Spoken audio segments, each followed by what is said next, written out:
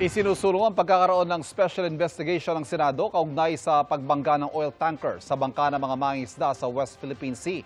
Ang kay Senate Committee on Justice and Human Rights Chair Francis Tolentino, makakatulong ang investigasyon sa pagtatatag ng archipelagic sea lane o daanan ng mga barko para maiwasan ang mga ganitong insidente sa hinaharap.